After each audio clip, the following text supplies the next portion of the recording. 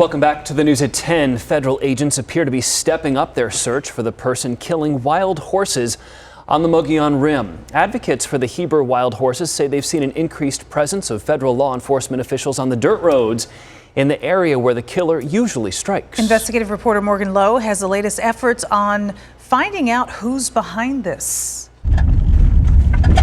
We are driving through the forest in the dead of night looking for a killer.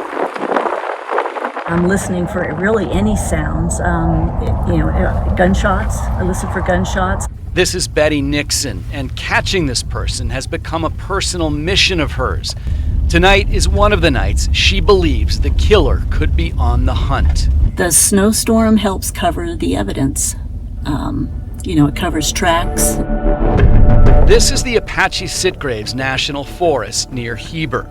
Grassy meadow broken up by stands of pine trees, a reminder of the rodeo Chetasky fire, which ripped through here 20 years ago. Betty is leading me out to the scene of a shooting. Look at her skull.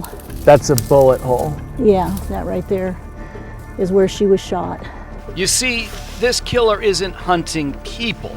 He's hunting horses, wild horses. And what does that tell you about the person who did this? It tells me that they have an unnatural hatred for these horses. I mean, to shoot them in the face like that, that's personal. The U.S. Forest Service estimates there are around 400 of the Heber wild horses living out here. And although they are protected by federal law, not everyone likes them.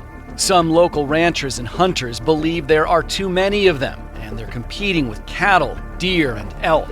Well, I see it as a grass war. I don't see an overpopulation. I don't see that there's ever been an overpopulation proven.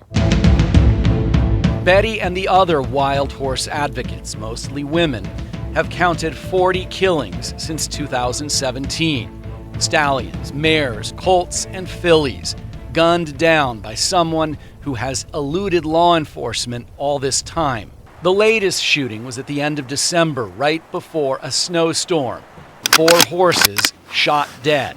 January snowstorms and full moons appear to be the killer's trigger. It demonstrates again that we must all come together. The head of the U.S. Forest Service recently made a trip to Phoenix.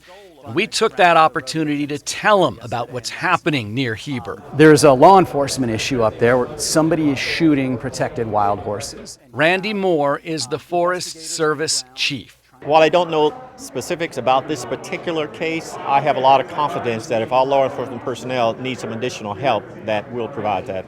Could the Forest Service do more to catch this person? Well, I'm sure we're doing everything that we can to catch this person. But it's like always, it's going to take people in the community as well. What do you know and what have you seen? We do see pamphlets posted on forest roads touting a reward. And Betty Nixon and the other advocates spend a lot of time driving around the forest looking for the killer. The problem is there appears to be support for the shooter in the local community. Have any of these women who watch out for the horses, have they received ill will from other people in the community? There was a threat in 2019 against one of the horse advocates. The man said that he was going to come into her home at night, cut out her tongue, and slit her throat. The sun sets on the Apache Sitgraves forest, and an ominous sign rises through the trees. It's a full moon. The fact that it's a holiday and a full moon and there's nobody out here, it's a little concerning.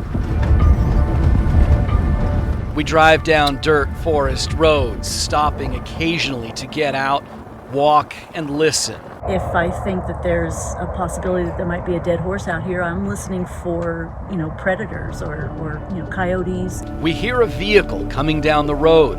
It's Forest Service law enforcement. We're not the only ones out here looking for this person. Right. You think that they're out here because it's a full moon and it's January and this is historically a time that the killer strikes? Yeah, that would be my understanding or my guess.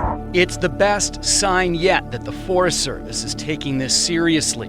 And although no horses were killed on this night, the killer remains on the loose. Now, one of the big concerns about this person or persons out there shooting these horses is what happens if somebody spots them or if law enforcement catches them. They're armed, they're using firearms to commit a crime, and if they're faced with exposure or capture, that is a potentially dangerous situation. Jared? Morgan, we understand it makes sense if a snowstorm would hide the person's tracks and footprints. Does anyone have a theory about why this might be happening during a full moon? Yeah, nobody knows for sure, but it may be as simple as they can see the horses clearly from a distance with a full moon. But there may also be some kind of ritualistic aspect to this, and that makes people up in the Heber area feel a little unsettled, and we are looking at another full moon this week. Yeah, it's a disturbing case I know you guys have been following for a while, but just beautiful photography in this story, a beautiful part of our state. Morgan, thanks.